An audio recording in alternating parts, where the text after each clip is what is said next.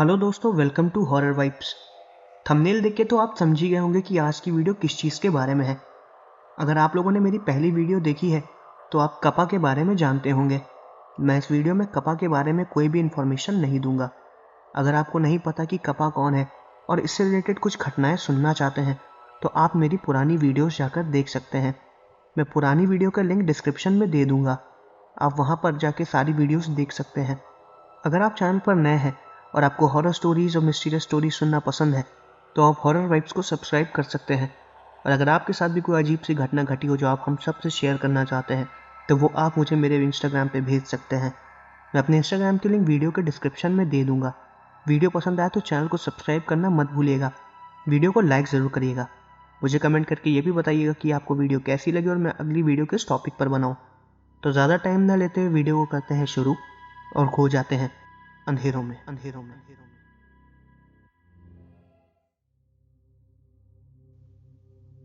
कपा को देखे जाने की ये घटनाएं मुझे रेडिट से मिली हैं।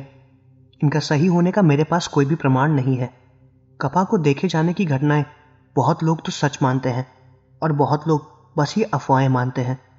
कई लोगों को कपा दिखा भी है और कई लोग उसके हमले से बचे भी हैं। जो लोग उसके हमले से बचे हैं उन्होंने अपने साथ बीती इस घटना को रेडिट पे शेयर किया है और अब मैं आपको वही घटनाएं बताने वाला हूं। ये पहली घटना सेनू नाम की एक लड़की के साथ घटी है जो कि जापान की ही रहने वाली थी। ये घटना काफ़ी ज़्यादा पुरानी है। मुझे इसका एक्यूरेट डेट नहीं मिला, इसलिए मुझे ये नहीं पता कि ये घटना कितने साल पुरानी है। तो आगे की घटना मैं आपको सेनू के पॉइंट ऑफ व्यू से बताऊंगा। मेरा नाम सेनू है। जब मैंने पहली बार कपा को देखा तो मेरी उम्र करीब 20 साल की थी। मेरी किस्मत उस दिन काफ़ी अच्छी थी कि मैं बच गई, वरना शायद ये घटना बताने के लिए मैं जिंदा नहीं होती। कपा को देखे जाने की घटनाएं मैंने अपने शहर में बहुत सुनी थी, लेकिन मैंने कभी उसे देखा नहीं था। उसके बारे में सब कुछ मुझे पता था कि वो कैसा दिखता है। ज़्यादातर वो पानी में रहता है। जब कई लोगों ने उसको देखा तो ये भी बताया कि वो किस झील के पास पाया जाता है। बहुत से लोगों ने तो दो दो कपा को एक साथ उनका पीछा करते हुए देखा है। ये घटना कितनी सच थी मुझे इसके बारे में नहीं पता था, लेकिन मैं अफवाहों पे हमेशा विश्वास भी करती थी। ये घटना जब मेरे साथ घटी उस दिन शाम हो रही थी। मैं अपने कजन्स के घर से वापस लौट रही थी। मेरा घर और मेरे कजन का घर काफ़ी ज़्यादा दूरी पर पड़ता है। मैं अपने साइकिल से ही लौट के आ रही थी। मेरी माँ ने मुझसे जल्दी घर आने के लिए बोला था, लेकिन कजन के यहाँ कब देर हो गई मुझे पता ही नहीं चला।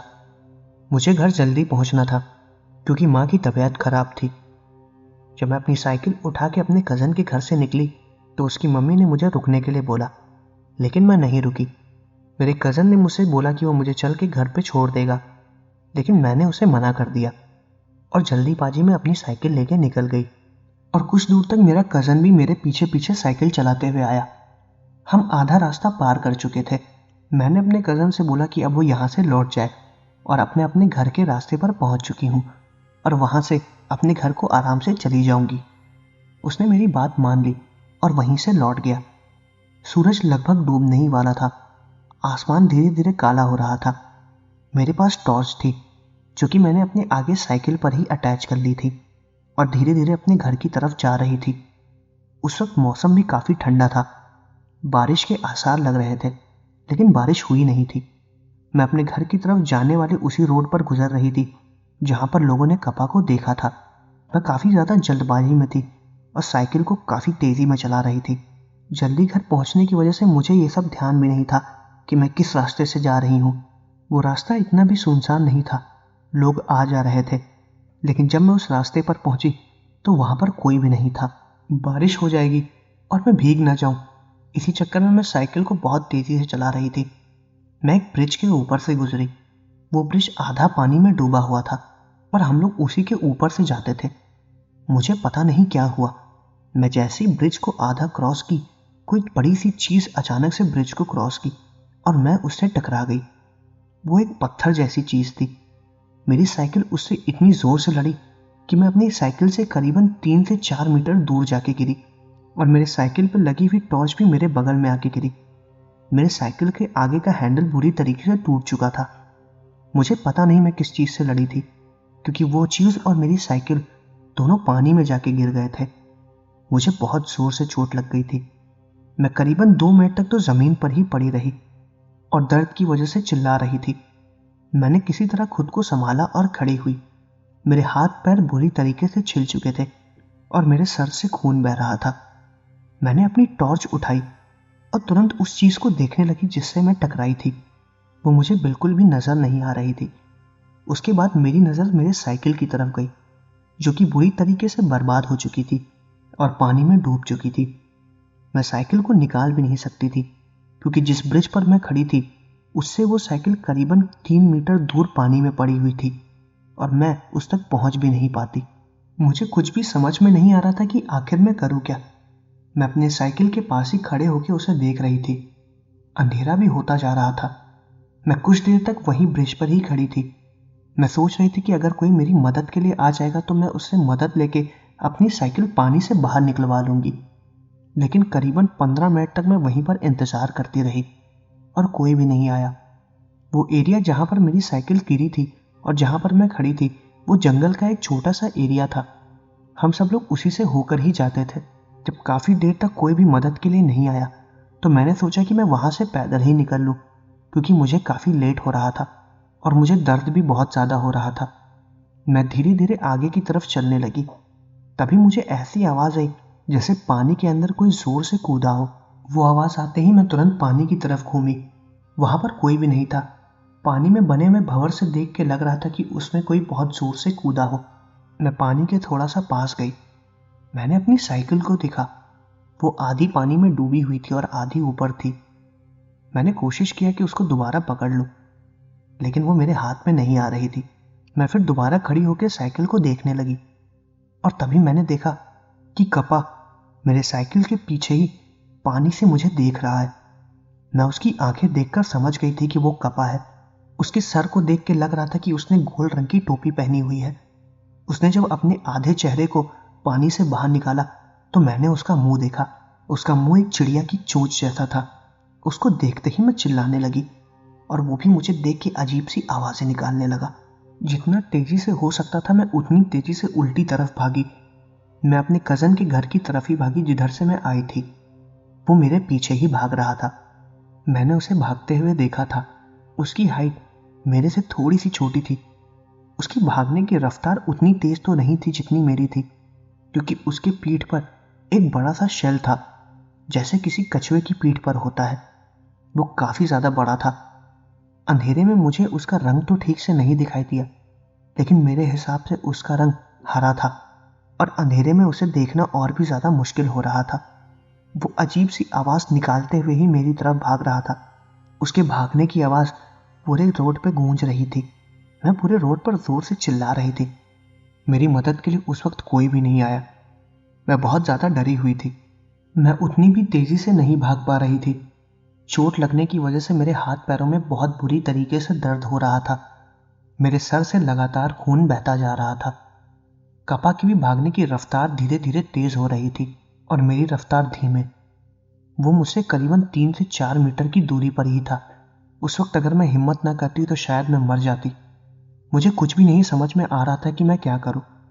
मैं कुछ दूर आगे जाके कुछ सेकंड के लिए पीछे घूमी और अपने हाथ में पकड़े हुए टॉर्च को कपा की तरफ फेंक के मारा। वो टॉर्च उसके मुंह पर लगी और काफी जोर से लगी थी। टॉर्च फेंकते ही टॉर्च का कांच वहीं पर ही टूट गया और उस कांच में से हल्की सी चिंगारी भी निकली थी, जो कि मैंने अंधेरे में साफ साफ नोटिस की थी। मुझको कुछ भी नहीं पता उसके बाद क्या हुआ। कपा उस चिंगारी से डर गया या मेरे टॉर्च उसके मुंह पर मारने की वजह से उसको चोट लग गई थी। ऐसा क्या हुआ मुझे कुछ भी समझ में नहीं आया, पर वो उस वक्त वहीं पर ही रुक गया और मैं दोबारा भागने लगी।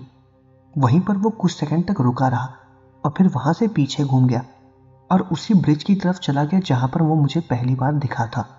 मैं उसके बाद रुकी नहीं। मुझे ऐसा एहसास हो रहा था कि वो लगातार मेरे पीछे भाग रहा है, पर मैं लगातार भागते हुए सिर्फ अपने कजन के घर पर गई। जब मैं वहां पर पहुंची तो अंधेरा काफी ज्यादा हो चुका था। मुझको कुछ भी समझ में नहीं आ रहा था कि मैं क्या करूं। मैंने उनका दरवाजा खटखटाया और वो लोग बाहर निकले। मेरी हालत देख के वो लोग भी बहुत ज्यादा डर गए थे और मैंने उन्हें अपने साथ घटी इस घटना के बारे में भी बताया। घर पे मम्मी पापा को भी कुछ नहीं पता था कि मेरे साथ आखिर हुआ क्या है। घर ना पहुंचने की वजह से पापा बहुत ज़्यादा परेशान हो गए और वो मेरे कज़न के यहाँ मुझे ढूंढने भी आए। और ताज्जुब की बात तो यह है कि वो उसी रास्ते से आए जिस रास्ते पे मुझे कापा दिखा था। जब पापा घर पर आए तो उन्होंने मेरी हालत को देखा और वो बहुत ज़्यादा डर गए थे। मैंने उन्हें अपने साथ घटी उस घटना के बारे में भी बताया। पापा भी उसी रास्ते से आए थे और वो मुझे घर वापस चलने के लिए बोल रहे थे, लेकिन कपा का डर मेरे अंदर इतनी बुरी तरीके से बस चुका था कि मैं घर जाने के लिए तैयार ही नहीं थी, और उस रास्ते से उस वक्त तो बिल्कुल भी नहीं। मैंने पापा को भी जाने से मना कर दिया और उस दिन मैं और पापा मेरे कज़न के यहाँ ही रुक गए। मम्मी को भी मेरे साथ घटी इस घटना के बारे में पता चल गया था और मेरे साथ घटी इस घटना के बारे में मैंने सबको बताया। जहाँ पर हम रहते थे वहाँ के एक एक घर में मेरे साथ घटी इस घटना के बारे में पता चल गया, और उस दिन से उस रास्ते पर रात के वक्त कोई भी नहीं जाता था। मैं तो अकेले भी अब रात में घर से बाहर भी नहीं निकलती थी। ये डर मेरे अंदर कुछ सालों तक बसा रहा। मेरी किस्मत उस दिन अच्छी थी कि मैं बच गई और मैंने थोड़ी सी हिम्मत की और मैं अपने कज़न के घर तक पहुंच गई। मुझे अभी भी समझ में नहीं आया था कि आखिर कपा रुक क्यों गया था, लेकिन जो कुछ भी हुआ मेरे साथ काफ़ी ज़्यादा अच्छा हुआ और मैं ऊपर वाले से यही मनाती हूँ कि ऐसी घटना कभी भी किसी के साथ दोबारा ना घटे।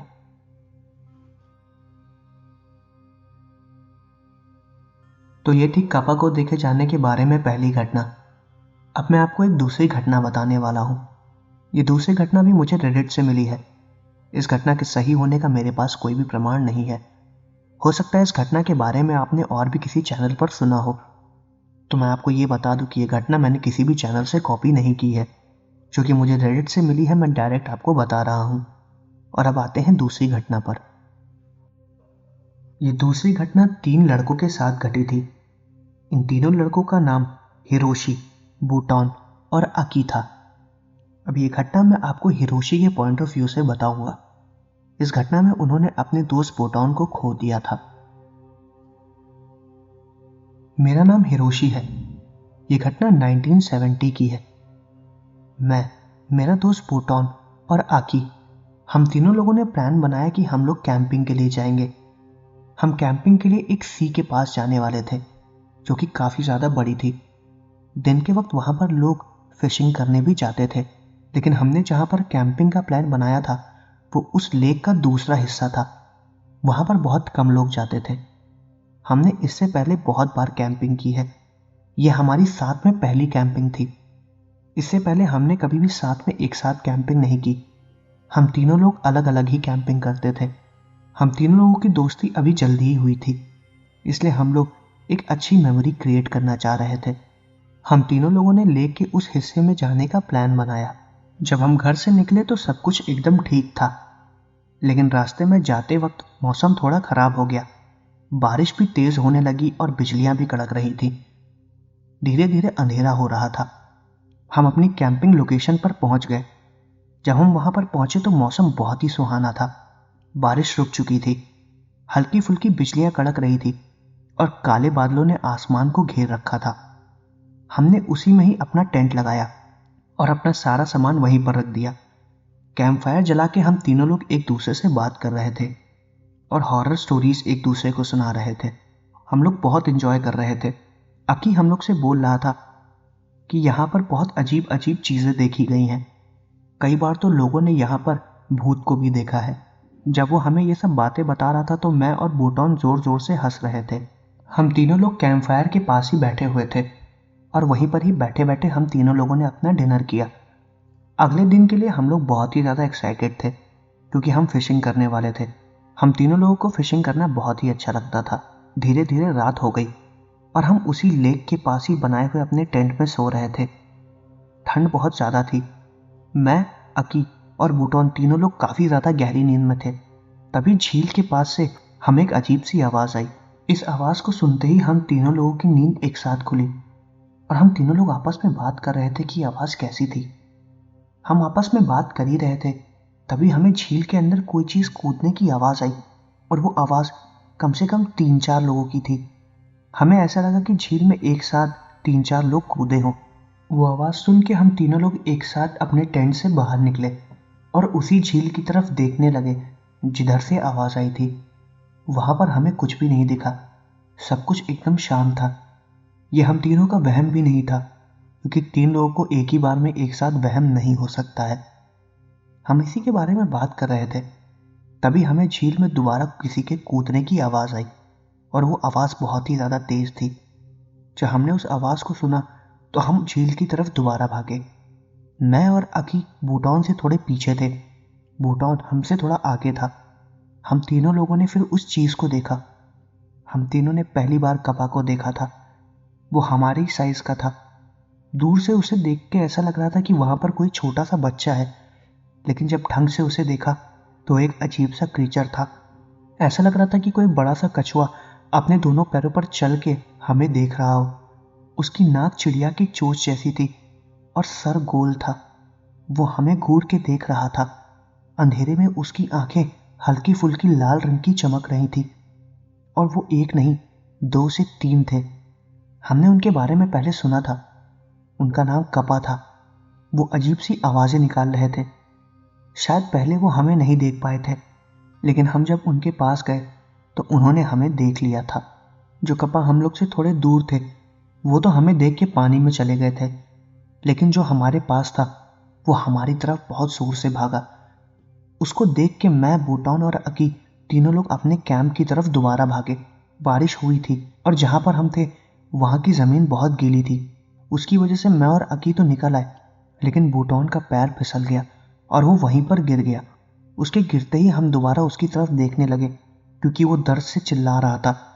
शायद उसका पैर मुड़ गया था। जब हमने पीछे घूम के देखा तो हम देख के हैरान हो गए। कपा ने उसका पैर पकड़ रखा था। वो धीरे धीरे उसको खींच के पानी की तरफ ले जा रहा था। हम चाहकर भी कुछ नहीं कर पा रहे थे। बूटॉन दर्द से जोर से चिल्ला रहा था। मैं और अकी वहीं पर ही खड़े थे। हम दोनों की हिम्मत नहीं हो रही थी कि हम पास जाके उसको पकड़ सके। हम चिल्लाने के अलावा कुछ भी नहीं कर सकते थे। वो धीरे धीरे हमारे दोस्त को पानी के अंदर ले जा रहा था। फिर अचानक से हमने देखा कि 3-4 कपा और उसकी तरफ आ गए, और वो बूटॉन को पकड़ के पानी के अंदर ले गए, और वो उसके बाद हमें नहीं दिखा। हम कुछ देर तक वहीं पर ही खड़े रहे। हमारी सांसें रुक चुकी थीं। वहाँ का माहौल एकदम शांत हो गया था। ऐसा लग रहा था कि कुछ हुआ ही ना हो। मैं और अकी चिल्ला चिल्ला के बूटॉन को आवाज़ दे रहे थे, लेकिन वो नहीं आया।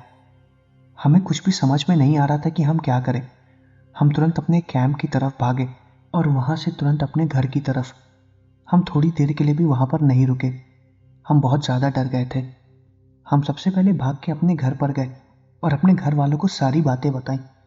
उन्होंने फिर बूटॉन के घर वालों को बताया, और उसी वक्त रात में ही सब लोग पुलिस वालों को लेके वहाँ पर पहुँचे। बूटॉन को बहुत ढूंढा गया, लेकिन वो नहीं मिला। हमने बूटॉन के घर वालों को और जो लोग उसे ढूंढ रहे थे सबको सारी बातें बताई। कुछ लोग हमारी बात पर विश्वास कर रहे थे और कुछ लोग हमारी बात पर विश्वास नहीं कर रहे थे। हमने उन्हें बहुत बताने की कोशिश की कि हमने कपा को देखा है। आधे लोग तो ये मान रहे थे कि उसको कोई जानवर उठा के ले गया, और हम लोग ठीक से उस घटना को बता नहीं पा रहे हैं, लेकिन हमने जो कुछ भी देखा सच था। इस घटना के बाद हम कभी भी कैंपिंग के लिए नहीं गए, और हम बूटॉन को कभी भूल नहीं पाएंगे। हमने अपनी आंखों के सामने उसकी मौत देखी थी, और उस दिन के बाद से हमें वो क्रीचर कहीं भी नहीं दिखा। तो ये थी कपा को देखे जाने की एक दूसरी घटना।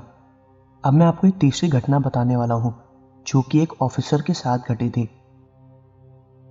जिस ऑफिसर के साथ ये घटना घटी थी उसका नाम कोमुरा था, और अब आगे की घटना मैं आपको ऑफिसर कोमुरा के पॉइंट ऑफ व्यू से बताऊंगा।